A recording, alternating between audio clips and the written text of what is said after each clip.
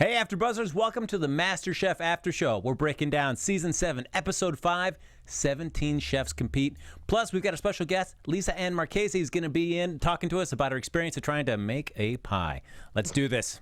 You're tuning into the destination for TV superfan discussion, AfterBuzz TV. And now, let the buzz begin. There we go. Some nice Mexican hat dance. Mexican hat I dance don't know how to music dance here. to this. I'm like trying to figure it out. Welcome everybody to the MasterChef After Show here on AfterBuzz TV. A little Mexican music here because certainly the Mystery Box Challenge today tied into Latin food, all Latin flavors there. So we'll be breaking down that episode. As well as I mentioned at the beginning of the show, we're going to have Lisa Ann Marchesi here as a special guest. One of the contestants on the show. We'll talk to her about her experiences thus far in the competition. I'm your host, Frank Moran. You can follow me on Twitter at HappyGoJackie. And we have an addition. I'll introduce her in just a moment. We have a new panelist joining us for the rest of the season here. But first off, the woman who made these fantastic, and I'm going to hold them onto the camera, these fantastic chocolate, I guess I'm calling them chocolate chip cookies. I'm just going to say chocolate chip awesomeness. They're like chocolate on chocolate on chocolate. I love it. Everything that I enjoy about a cookie right inside here. Yay! Brownies meets cookies meets veggie. Hi, I'm Maria Provenzano. You can find me at Maria Provenzano on Twitter, and all of my information will be there except for this recipe because this was a tester. So I was getting feedback from everybody today. One of the hardest jobs about one of the hardest things. Yeah, it's very, very difficult doing the MasterChef After Show when you have to eat Maria's food. Oh, it's so hard, so hard. All right, and lastly, joining us on the panel now, being here for the rest of the season, we've got Wealthy. Hi everyone, my name is Wealthy Jenner, and you can follow me on @WealthyLinn. It's LINN on Twitter and on Instagram. Thanks for having me. Yeah, it's going to be awesome. She'll be joining us for the rest of the season. Robin McSweeney, who is going to be back next week, finally. She's been out and about, busy doing other stuff, but she'll be back on the panel next week. So we'll be four strong. B stays busy. That's her social media name. B does stay busy. Follow her Instagram. That's right. Yes. Everywhere. No, she's always been busy. She's everywhere. Now, as I said, we've got a special guest here. We've got one of the contestants on this season of MasterChef. Ladies and gentlemen, big round of applause for Lisa Ann Marchesi. Yay! Hey, how are you guys? Good. Right. How are you? Oh my God! Did you see last night? Yes. Oh my God! Are you kidding me? Oh! You made it through. Well, you made it through. Lisa Ann, let's just start off at the top there. What made you decide that you wanted to compete in MasterChef? Oh my God. Well, you know what? I come from a big Sicilian family. I spent a lot of time, cooking in the kitchen because that's what we do. A lot of stuff out on my social media pages, and I have an olive oil business. So they're like, you know what? You should really try out for MasterChef. And I'm like, no, I don't want to do. No, it's crazy. And like, you know what? Maybe I will do it. And so I did. I mean, I almost didn't go for the audition, but it was the best thing I almost didn't do. Wow. Now, before you were on the show, had you watched the series before? I have, which scared the crap out of me. Which Right. is why I didn't want to go. But I'm like, all right, you know what? I'm pretty tough.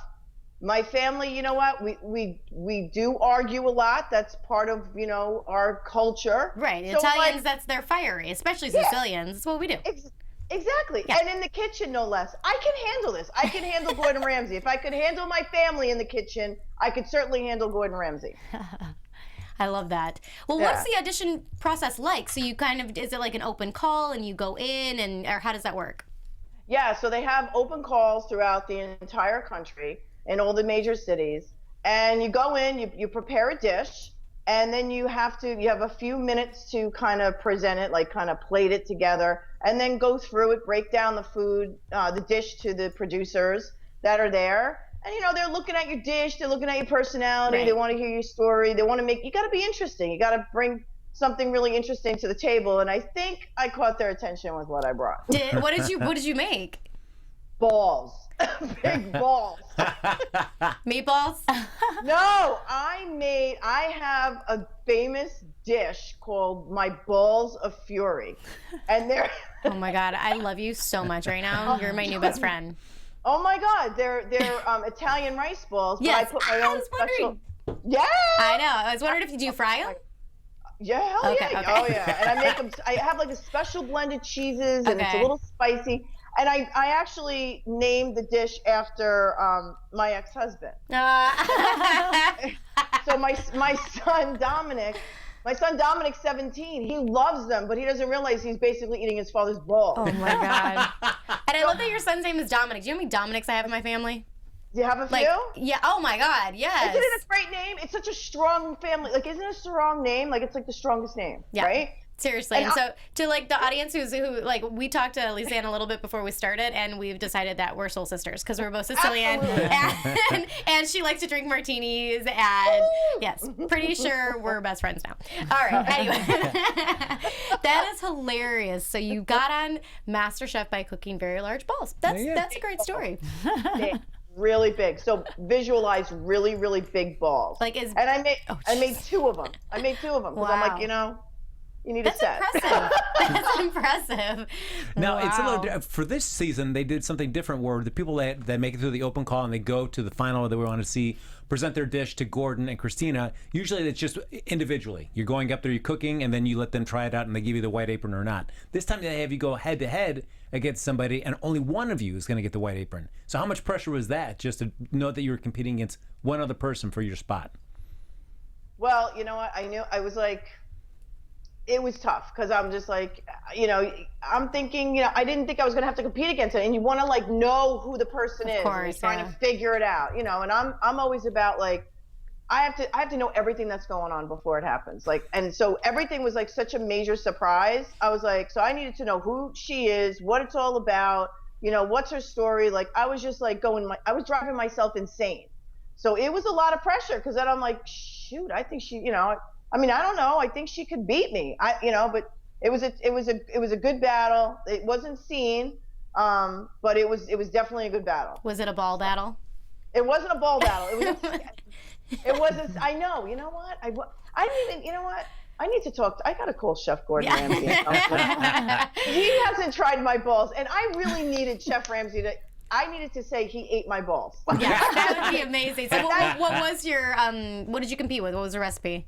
It was so the dish was scallops. So we had to come up, and they kind of did it on the fly, and they're like, all right, your battle is going to be scallops. So you need to like come up and make your best dish you could possibly make with scallops. So you're going to love this. My dish was a scallop. I call it my scalloptini. Ah, was it in a martini glass? No, it's not. But I make it with. But it's a pan-seared scallop. Okay. With roasted asparagus in what I call a martini sauce. So. Oh, okay. Yeah. Like, is it like a vodka sauce? Yeah. Okay. Yeah. Yeah. It's I like the way you good. think. So you get the white apron though, and now you were one of the contestants competing for MasterChef. That's pretty awesome. One of the 20 home cooks. That's so cool. Yeah. So walk us through just what is a typical day like? Because we're fans of the show. We've watched it a long time. But like say on a mystery box challenge day, I mean, how early are you getting there? How long does that whole process take? How does the whole day break down when you're doing that? Wow. Okay. So the days start at like 5 o'clock in the morning. Oh, wow.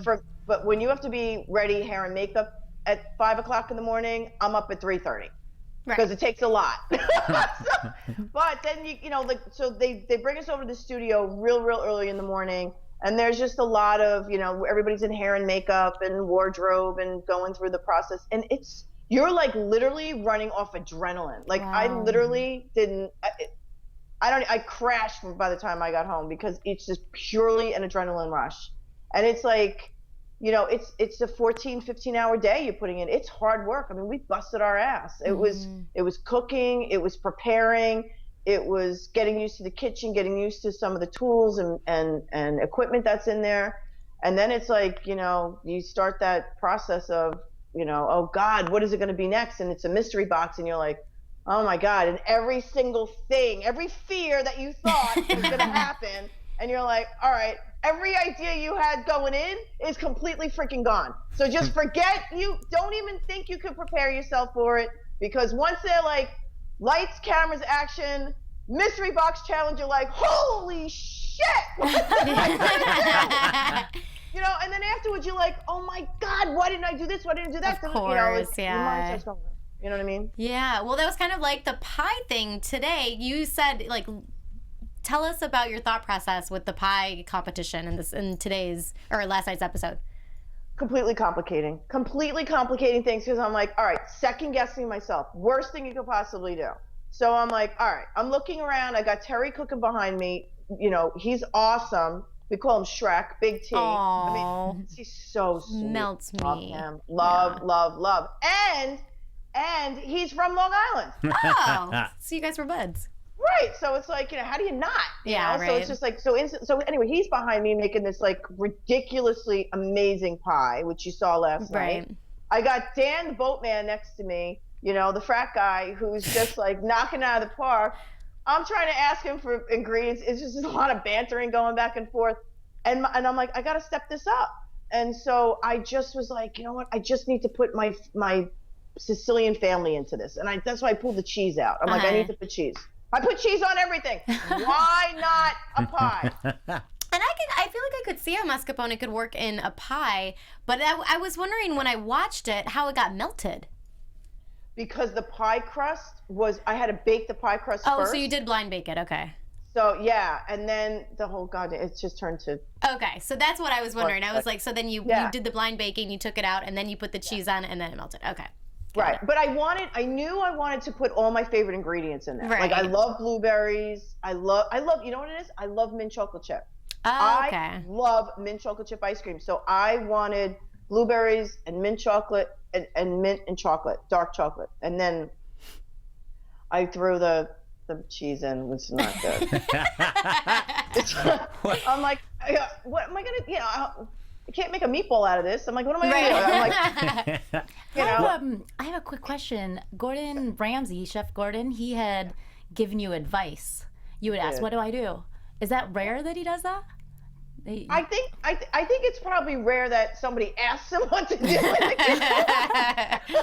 I think I might have caught him by surprise, like, okay.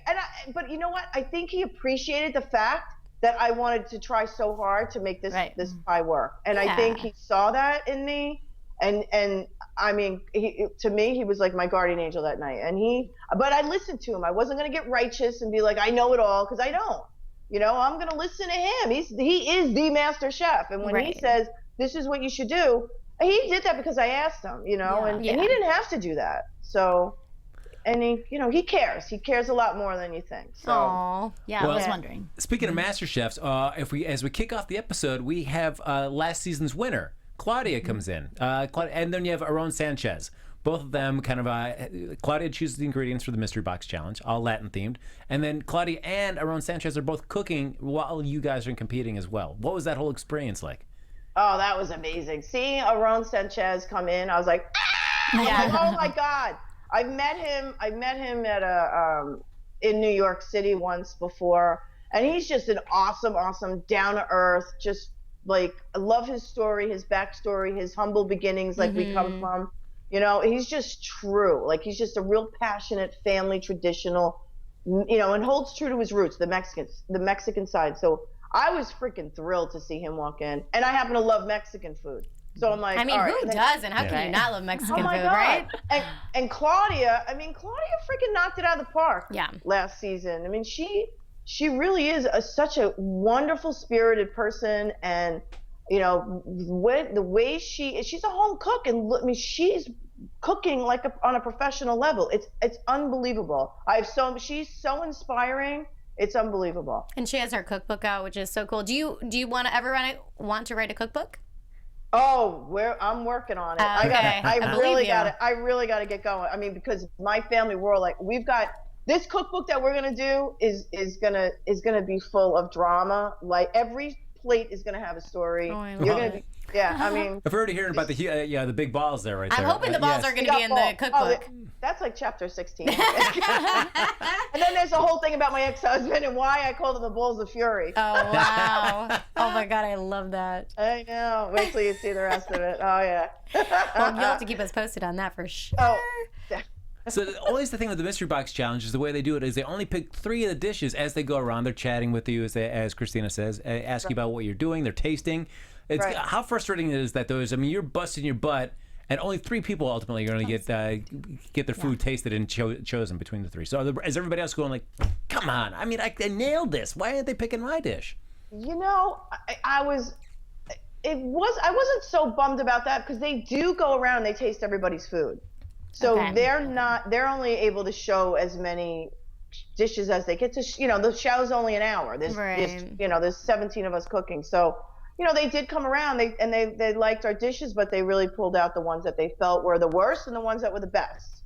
So I guess mine fell in the middle, in between. So, me along with everybody else, it's a little frustrating. You want to hear something positive come out. I don't want my apron battle, they said my dish was amazing, and then we won, the wedding challenge with the scallops again. So that was amazing. But, it would be nice for them to call me out singly and say, this was like great. You know what I mean? But it doesn't, you can't always be winners. So. Well, especially if it's a certain style of food that you're not, used to cooking, or if it's not your favorite thing you don't maybe quote unquote necessarily specialize in it, where Aaron Sanchez and you competing against like an Italian specialty like rice balls, maybe his wouldn't be as good as yours, you know what I mean? So I think when it's not your quote unquote specialty that you've grown up doing, it's more of a challenge. Oh, absolutely. Absolutely. Yeah. But you know what? I was excited to see the Mexican come out. I mean, we had cactus. We cooked with cactus. I did like a grilled cactus, and I did a surf and turf. So I made the skirt steak in like a lime cilantro. Ooh, yum. Oh my God, it was so good. And then the prawns, I'm not used to cooking them with like the heads on it. I'm like, Jesus Christ, really? Like, but yeah, those are gnarly too. The spot prawns. Oh yeah. Yeah. But I'm not like one with the head, but I'm like, all right, I could, it is what it is. So I'm just gonna make it like I make a scampi. Yeah. So that's what I did, with the garlic and all that. But I thought it came out good, but So I guess I have one question. Like everybody that doesn't get chosen to have their dishes brought up and kind of evaluated, are you all just sitting back there while that's happening, just kind of eating your food? Like I made this, so somebody's got to eat it, right? Oh God, I wish. No, we weren't allowed to eat our food. Oh God, did I want to taste? And then you want to taste everybody else's food. So it's just like, I can't tell you how many people. I'm like, oh my God, but. So you can't taste your own food? No. Oh. But it smells good. I'm sure. I mean, you can't taste it like during the process? Oh, when I'm cooking, okay. Yeah. Oh, okay. You have to. I mean, you right, should be tasting food. I mean, that was one of the things that Chef Aaron Sanchez said to me as he was passing me by. He saw I was cutting up a jalapeno, and I love spicy hot food. Like I love it, like beyond the heat, like way beyond the heat. And so I'm like, you know what? I don't want to burn their mouth and drive them crazy because it's something that I like. I have to make it to, so it's not overwhelming for them. And so I started to take the seeds out of the pepper, and he commented last night, don't take the seeds out don't take the seeds out because that's where all the heat is. So I was like, oh, okay, and I'm like trying to put it back in the thing. Well, I did like Aaron's comment there. He said if for him, he wanted to be 50% as good as his grandmother and 50% as good as his mom. Yeah, I love when that. it came down to cooking. I was like, all right, yeah. I love that. I think that's similar to like how Italians are too. I mean, I hope one day my meatballs are as great as my grandpa's. You know what I mean? Yeah. Yeah, it's just the touch. I could have cried when he said that. Oh, I did. Oh my God, I I'm did. so connected with him at that moment. I'm like, oh my God. Yep. Yeah. I love that. I think that's how majority of chefs feel. I mean, we like to buy people's love with food, right? Absolutely, absolutely. And that, growing up Sicilian, and I grew up Italian, Sicilian, so it's like, look, I'm not gonna if I don't like you, I'm not gonna cook for you, right? I'm not. It's simple, but but that's, we grew up, everything happened in the kitchen. Everything. We always cooked in the kitchen. I mean, first of all, listen, this is something you don't know. Nobody seems to. So my ex-husband proposed to me in the kitchen, and I asked him for a divorce in the kitchen. I kid you not. So when I tell you everything goes down in the kitchen, everything happens in the kitchen. So there's a lot of it's just you want to love you love the people you cook for, right? And then you spend a lot of time in the kitchen. You better be doing something you love for people that you love. That's all I have to say about that. Right. You know what I mean? Oh yeah, so, I know what you mean. That I do. Anything you want to say? But no. I just mean I grew up in the kitchen, and Gotcha. I grew up around the dinner table. I mean, we'd spend hours around the dinner table, and that's how Italians are. I mean, you're together, you're around food. Exactly. And you know what? Sundays are it's not the same anymore, and that's what I'm trying to bring back is Sunday tradition. Yep, Sunday sauce. Yeah, I mean, Sundays is the biggest day for me. It's like I don't care what the hell anybody else is doing. I'm like, Sundays we're sitting down, we're having dinner. and I'm gonna cook. Whether it's pot of sauce or whatever it is. I light the candle. I put my Sinatra music on, and I bring it back. I love it. I bring it back. I bring it back home, and I'm like, look, I try to teach my son. This is what's important. And no matter what goes on during the week, because my family and I, there's so much drama that goes on in the Italian families, right? But who's not talking to who? Who's screaming at this one? But every Sunday, my family, my uncles, my aunts, my cousins, we all got together at my grandmother's house and ate dinner. And my grandmother lived with us. We had, you grew up, you grew up in an Italian family. So did you have 2 kitchens in your house? I don't think we had the size to have 2 kitchens, but we had 2 fridges. We converted. No, my mother. My mom has a fridge in the house, and then a fridge in the garage, and then a freezer in the garage. And my grandpa was the same way. Like it was just like you can't. So much food. Lisa, and you had 2 kitchens in your house? Well, yeah. So we had an apartment for her. So we converted our 2-car garage into an apartment for her. Oh, wow. Yeah, and so she lived with us from the time, I think I was like 12, she moved in with us. And so that whole time, but even before that, we'd spend time on Chestnut. She grew, she was living in Bayshore because my family's originally from Brooklyn and Queens. So, and then my grandfather was involved in many things. And one of the things he was involved in also was building. So my grandmother didn't want to leave her sisters and her brothers and her family because they all lived in one big apartment building in Queens. And so he said, okay, fine. She's like, if you're going to build me a house, you got to build a house for all my sisters. And that's what he did. Wow. So I grew up every Sunday going across the street. My sisters lived across the street. So every Sunday. So yeah, I mean, it's amazing. I miss those days. I wouldn't really change do. it. Yeah. So would you say your grandmother's your biggest influence for being a chef, for your cooking? Absolutely, because every time, every memory I have of my grandmother, it's in the kitchen. It's always in the kitchen. And so I spent a lot of time. We didn't write recipes down, right? Yeah. She did.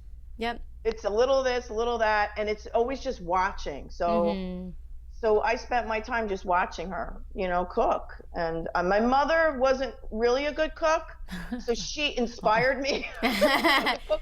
So I could cook for myself, so I didn't have to eat her food. Oh, that's so funny! Wow. She'll kill me for that, but I don't. I've already talked about that on national television before, so it's fine. That is so funny. Now, what about your son? Is he following in your footsteps, or you have to kind of drag him to do anything in the kitchen? I have to drag him to do things. Well, he'll taste. Yeah, of course. Everybody eats. Yeah, you'll taste. That's the easy part. But he's 17 years old, and it's amazing when he comes into the kitchen is when I'm usually cooking with like Hennessy, white wine, red wine. All of a sudden, my son's in the kitchen. I'm like, really? Like, and I'm like, get a little away from the bottles over there. You know what I mean? He's like, Ma, I think you need a little more of this, a little more of that. I said, no, get away. Get away. But he's my taster. He does love being in the kitchen with me. He sits at the island, and that's our time together. That's our bonding time. You got to do it. Yep. It's how you spend the time together. I love that. And he's my biggest critic. He'll tell me when something sucks. Like he'll be like, Mom, this is just bad, like really bad. But don't you want to know? I mean, wouldn't you want to know? Yeah, I'm totally fine with that. I'm like, all right. I'm a typical Italian mom. Oh, okay, let me get you something else, honey. Let me take a roast beef out and make the whole goddamn roast for you today. It's just to me. It's just crazy, but yeah. Aww. So going back to the episode, Tenoria ends up winning the Mystery Box Challenge, and she gets the choice of choosing between 3 different types of desserts. Which I thought was interesting. She gets to do either pies, puddings, or puffs. Now, did you know what she had to choose from, or you didn't find out what the other 2 options were? You only knew that it was pies when she came out. We didn't know anything. We didn't even know it was dessert. And then when and then they tell us it's dessert, and then she tells us it's a pie. I'm like, holy crap.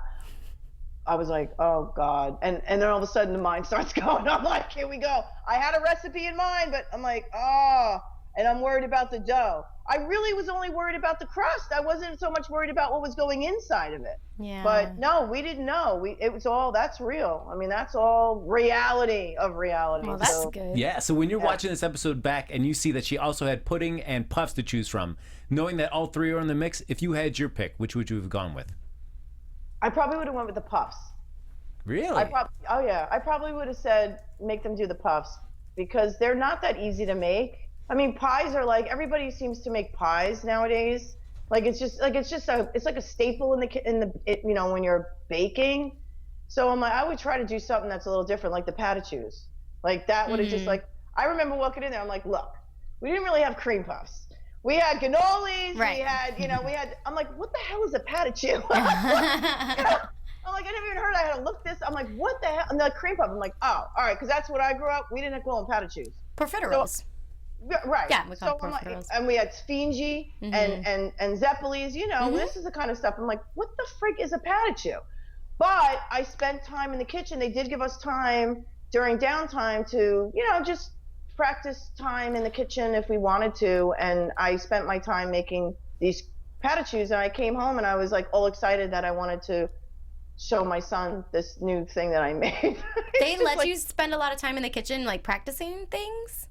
Not too much, but they did give us time to get in there. Not in that kitchen, but in the test kitchen. Just to kind of, yeah. I mean, you had to go in and just kind of show them. I mean, the part of the audition process being out there was, you know, showing them again your cooking skills while you're out there. Yeah. So, yeah, because you can't go out there and like completely like.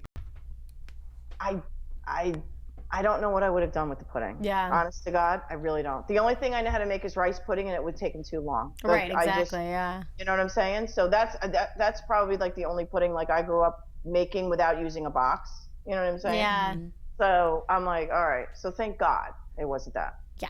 But I don't know. I mean, well, then again, I made my blueberry pie, and and you know, I'll never ever use mascarpone cheese in it ever again. And Gordon Ramsay did tell me, Chef Ramsay did say, you know what?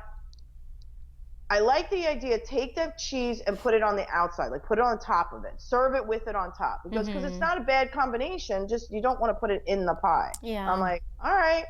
So that's what I did. And so sorry. Go. They said you said that you don't know anything before you go in and you cook, but do they hint to you at all, like the day before? Because I'm wondering, Dan, he had said he'd never cooked a pie, and he actually came out pretty high up in the competition. Like, how does that even happen? I would totally bomb that if I've never made a pie. Well, no, they do not tell you ahead of time or anything like that. But they, you know, look, they say to you, here is a list of, you know, different foods that you're going to be expected to know how to cook. So don't step foot in this kitchen, in the MasterChef kitchen, or even audition for the show if you don't know how to cook lamb chops, seafood, baking, you know, all the stuff. So they like, you better know how to do this before you come in. So we all had to know it, but you know what your strengths are and what your weaknesses are, and that's what you know, you got to practice those weaknesses, and obviously baking was one of mine. Do you bake much then on like even the Italian desserts? I don't. Okay. I really don't. I mean, I think it's partially because my biggest problem is patience. Yeah. So I have zero patience. Zero. So I'm like, you know, I don't have time to, and like measuring out things precisely. Really? Like, I don't want to do that. I want to do it, but it's such a science, and I'm just not good at that. But I'll do it because I do certain things, but I'd like to get more creative in the baking. To me, I'm just like, I don't know. It's just. Yeah, it's a science for sure. It's a science. Yeah. And I mentioned the hardest thing about when you're struggling with patience in the kitchen is all of a sudden they put a time limit on you. Well, of course. And say then that makes it even harder to try to practice any sort of patience. Oh yeah, that clock. You just want to throw something at that clock. I swear to God, you look at that clock and you're like, did that time just jump? Like, did that just like jump 5 minutes? Like, I swear to God, it's like the time flies. You think you start with 75 minutes and you're like, oh, I got plenty of time for this. And I don't know what happens, but something happens, and it's just like you don't realize just how quickly it goes and how fast things are moving. And then it's like you got 3 minutes left on the clock, and you're like, oh my God, you know, and you're like, you don't even know if the thing's set yet. And I'm like, ah! And you know, that's all real. I mean, we're getting nuts towards the end because you really think you got more time than you do, but you don't. It's crazy. One thing that seemed to take a little bit of time is when Tenoria wins, they tell her that her third advantage is that she's going to get to save 3 of the home cooks. After everybody's gone through the 75 minutes and cooked, she can go down and evaluate and save 3. That seemed to take forever. How Yes. long did that really take with her kind of pacing back and forth and just kind of throwing a lot of attitude at some people? Well, that took a while. I mean, she went through each and every one of us. She went geez. past us. And she could see from the way we were cooking, like, who she was going to give that spoon to. And she knew who she should have. And I think, well, I'll take it as a compliment because Right. she didn't want to give it to somebody who she felt was a threat, Right. right? So, or who she felt was a threat. Like, she wasn't going to give it to me. So I took it as a compliment. But at the same time, I'm like, I just want the wooden spoon. Yeah. I have so many wooden spoons in my house. Like, I freaking live and die with a spoon. I mean, you always see me with a wooden spoon. I'm like, I just want the wooden spoon. There's MasterChef on it. I'm like, the hell with the rest of this. I'm like, I think my pie's good. I just want the damn spoon. You can make your own wooden spoon, I guarantee. So you just get a wood, like the wood burners. You can get one at Michael's and burn your own M into a wooden spoon. I know, but it's not the same. It's not the same. Like, it didn't come from Gordon Ramsay. Okay, that's fair. That part's fair. One of the things I told them, I had conversations with Chef Ramsay on numerous times, and one of the things I But I mean, pies aren't as sensitive as, say, a meringue. You know, you open up the oven with a meringue, you're not smart. But like pies and cookies, I mean, yeah, you most of the time, but I think once you get towards the end, you have to open it to really look at it. You're not getting the same effect looking through an oven. So, Sure. but yeah. That's true. But they do tell us, they're like, you don't want to open up that door because it just lets the heat out and it's going to cause, again, going back to the science of the freaking bacon. What fun is this? I'm like, what fun is it? It sits in the oven now. Now what do I do? You know what I do? I pour myself a glass of wine. There you go. I'm like, Walk away. Walk away. So I'm like, God, like, now what? Now what? And am I then if gonna you do for smell that it's 45 burning, minutes? then you're in trouble. Yeah. So that's what, that is true, not to open up the door, and you should be able to look through with the light on to see what's going on. But you open it up when you got to turn it around or whatever. Right. But yeah, but they tell you not to open it up. And I'll give it up for Terry too. The tinfoil that he put up on top of the pie and He's then the put it only back one in. that did that, right? Yeah. Yeah, I miss that.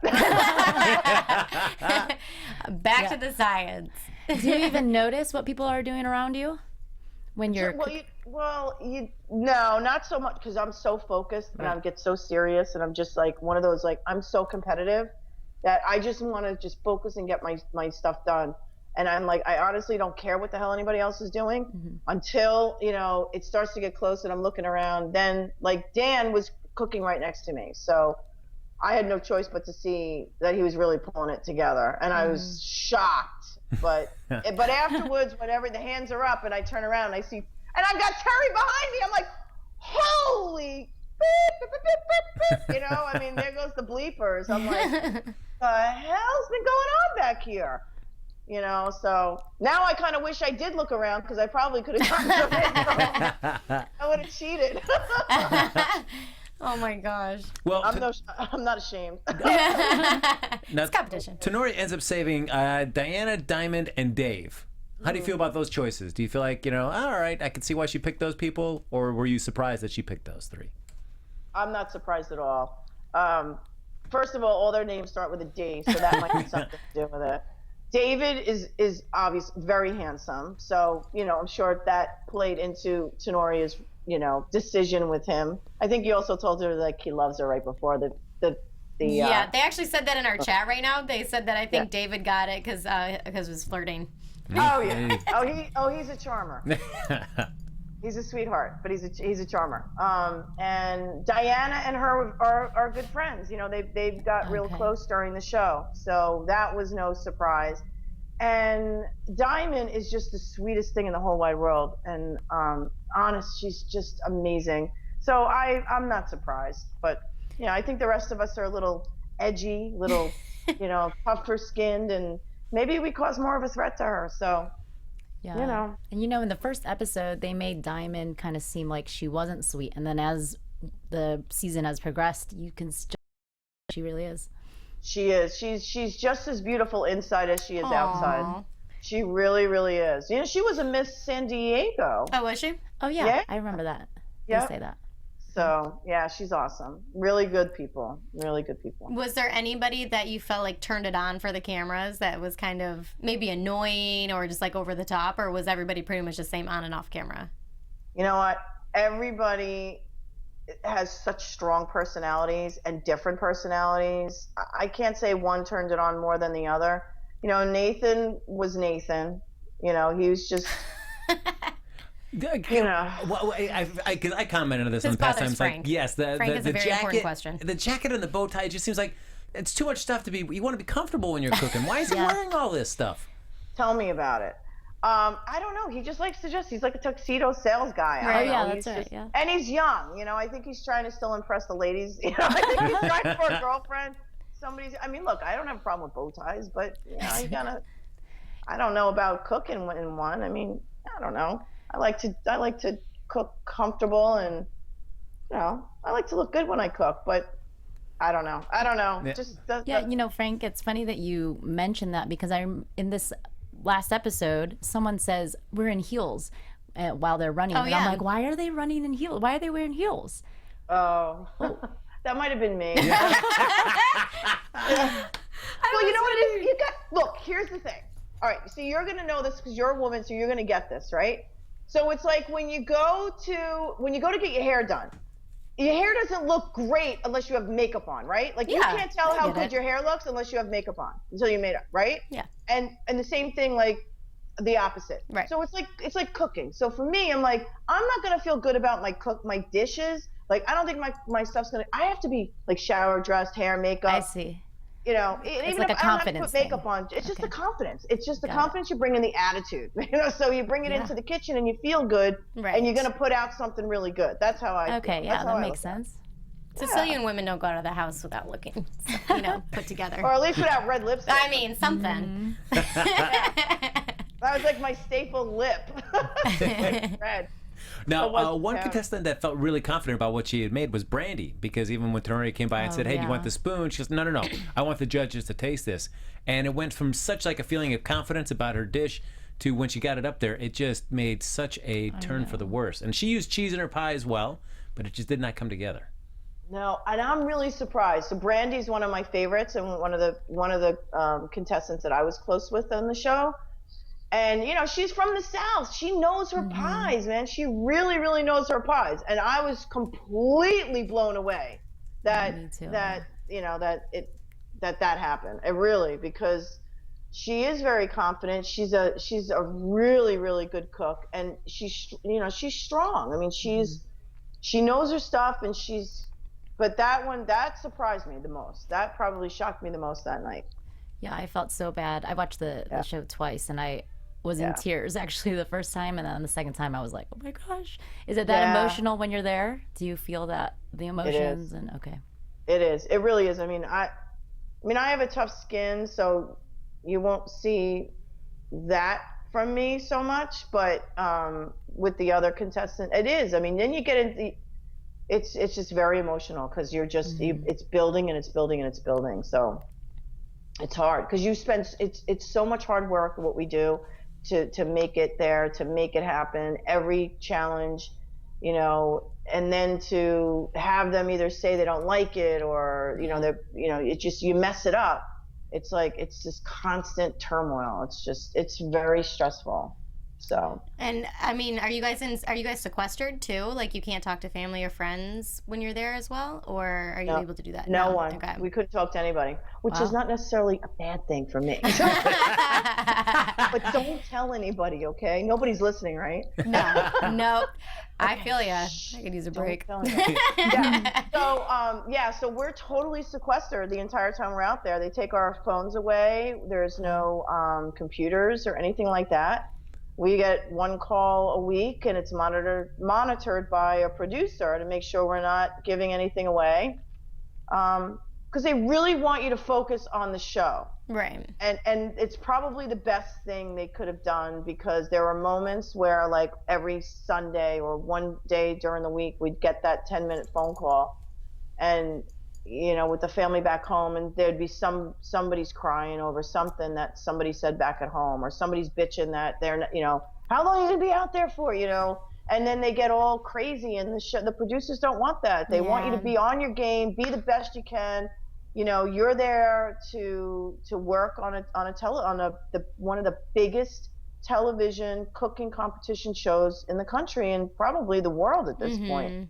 So, you know, you got to have your game on. So, are you getting to hang out even so you finish your long days, you're saying 15-hour days, do you get to hang out with the other contestants, or pretty much once you're done you're all kind of going back to your own rooms, you're not really kind of hanging out and doing anything? We're exhausted. We're completely exhausted, and I think we would go down and have a drink at the bar, and it would last for about 5 minutes, it would be like one drink and we're going to bed. And we were not only we were sequestered, but we're managed by a team, by the casting team, so we couldn't leave our rooms or go anywhere without. Wow. Okay. Yeah. So they would let us do that. They were cool enough because the days we'd put in, and you know, whether somebody's going home or somebody's getting yelled at and somebody's just, you know, completely distraught, it's like, you know, we just need to just unwind a bit. And so we would and talk about a little bit every night, you know, every night, but it wasn't long. I mean, you know, we did spend Super Bowl together though. That was fun. That was the first time I spent Super Bowl without my family, because every Super Bowl I watch with family and friends, and all of us squeezed into a hotel room, in somebody's room, and Manny is cooking burgers outside. Oh my God, we went to the store and we cooked burgers. He had a hot plate. I mean, we had a full blown bar. We were in Eric's room, and it was all of us were squeezed in watching the game. So it was a lot of fun. Oh, that's kind of fun to hear though, that everybody kind of had that camaraderie. There wasn't really much in the way of drama. And is it like, say the day you're doing the mystery box, and then like for the example, so far in the season you went and you did the wedding, do you have a day off in between those days, or is it pretty much back to back to back to back? Oh, it's back to back to back to back. Oh, there's no days off. No. And they say, you know, get a good night's sleep. It's gonna be a long one. It's like, oh my gosh. Yeah. Oh yeah. And we didn't know. We had no idea. I mean, that challenge was a complete surprise for us. We didn't know where we were going. We just found out we were going to do a wedding the night before. I mean, Jesus Christ, I've never done. I'm like, I don't know anything about catering. I'm the one that's usually at the wedding or in the wedding. Right, exactly. You know what I'm saying? I'm like, I've never done anything like this. I mean, I've cooked for like 25 people, like family, but I've never done nothing like that in my entire life. And that was probably one of my favorite episodes, my favorite challenges. It was fun to watch, and as we talked about last week with Nathan, we were kind of critical at first of his management technique, but he really turned it around, and he owned up to some of his weaknesses, and I thought, you know, he kind of turned it around by the end of it. I think so. You know, yeah, I mean, there were hedges between us, so we couldn't see what they were doing. We could just hear all the screaming. It was just Gordon screaming. All we heard is Nathan, you know, and then, oh my God, we're like, what the hell's going on? So we watched it for the first time. We didn't see any of that, you know. Oh my God. That does have to be the fun part, to be able to go back and see stuff that you did not get to see, only by hearing it, but now you get to see the full context of it. Oh yeah, yeah. And he was a little, you know, a little upset with me that I didn't go over to his team, because he did talk to me about it and said, you know, well, you know, you won the scallops for you know, for your apron, so, you know, I really want you to be on my team, you know, would you be on my team? I'm like, I don't know. And I'm like, oh, I know. Yeah. You know, and then Terry was the captain. I'm like, oh hell no, like I need to go onto the East Coast here, so that's what I did. So can't blame you there. So now for this, basically everybody for the pies, it ends up coming down. Terry wins, of course, where everybody's loving his pie, but it comes down to Brittany, Eric, and Brandy are all the ones that are possibilities for elimination. Right. And they keep Eric and Brandy, but they say goodbye to Brittany. Yeah, that was tough, because she's such a great person. She's got some really good skills, and she was really confident about that pie. I mean, she was confident. She knew how to make it. She's done it 1,000 times. And I don't know what happened. I mean, again, I don't, you know, I've never made a rhubarb pie before, so I don't know how difficult it is, but apparently it is pretty difficult. And she was crushed. I mean, she was really there for the long haul. She really stepped up her game, and I just feel terrible. Yeah, I mean, I think it goes to show that you could be, if you slip up even once, you may be great Right, at everything, exactly, but yeah. it just takes one slip up to knock you out of the kitchen. Tell me about it. So Lisa Ann, before we wrap up here, real quickly, I know you say you have an olive oil business. I do. Yeah, talk a little bit about that for a sec. So I import pure extra virgin olive oil from where else? Italy. Yeah. So it's a finishing oil. It's called Bella di Oliva by L.A. Marchesi. And it's a private collection. I sell it online at www.belladiolivausa.com. And I will be going over to Italy for the fresh harvest, which is in the fall, and be bringing back the oil. So hopefully you guys will try some. Yes, and I hit my would website. love Yes. to. And it's a finishing oil, not an oil to put in your pan and cook with. It's something to finish with. It's a finishing salad oil. or something too. Yeah, I mean, I was on Dr. Oz. I was on the Dr. Oz show last year talking about the health benefits of extra virgin Oh my olive gosh, oil. it's amazing. Oh my God! So yeah, because I showed him how to put it into cereal and how to eat it with cereal because it's a finishing oil and it's pure. It's 100% pure extra virgin olive oil. So there are health components. They're you know what I mean. So you could take a teaspoon of it a day. Or you can as like a vitamin, and that's what they do in Italy. That's where I learned it. But then the finishing part is another thing that I learned when I was in Italy, where they take a dish, whether you make a steak and you just drizzle a little bit on there, or fish after it's cooked, but it's not to be kept in any sunlight. It's in a dark bottle. You keep it in a cool, dark place, and it's fresh, and the way it tastes is the way it was when I bottled it. Because I go there and I actually go to the harvest and I do the olives. Yeah, because I want to make sure that there's so much fraud in olive oil. I want to make sure this is pure. So Cool. Wow, Yeah, well, I'm going to try it with my Cinnamon Toast Crunch then. So, Lisa, thank you so much for joining us tonight. It's been a pleasure talking to you. Now, if people want to follow you, where can they find you? They're in the social media world. Oh my God. They can find me on Twitter and Facebook at Lisa Ann Marchesi. And then there's also LA Marchesi. So I'm on Instagram, Twitter, Facebook. I've got a Pinterest, but really haven't really done much with that. There's just so many things. But those are the Facebook, Twitter, and Instagram. So you find me on there under Lisa Ann Marchesi or LA Marchesi. Awesome. Thank you so much, Lisa thank you Ann. so much. Best of luck in the competition. Thanks, Bye. guys. See you guys. Thank you. Ciao. Ciao. All right, folks. Look at that. Lisa Ann Marchesi right here in the house. Thank you so much. And that's going to do it for this episode of MasterChef After Show and AfterBuzz TV. But, Wealthy, if they want to continue the conversation even after the show is over, where can they find you? It's Wealthy Linn. That's Linn. Is how you spell that name right there. And on Twitter or on Instagram, Wealthy Linn.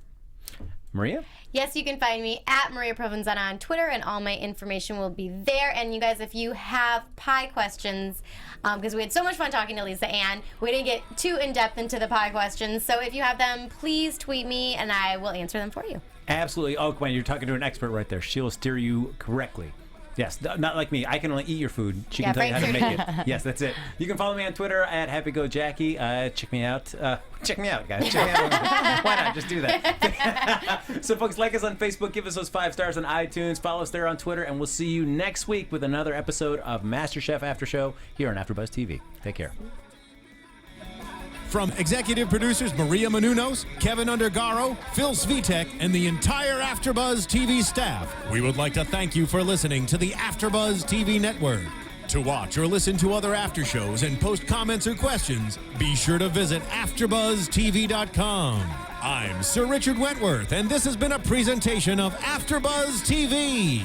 Buzz you later. The views expressed herein are those of the hosts only and do not necessarily reflect the views of AfterBuzz TV or its owners or principals.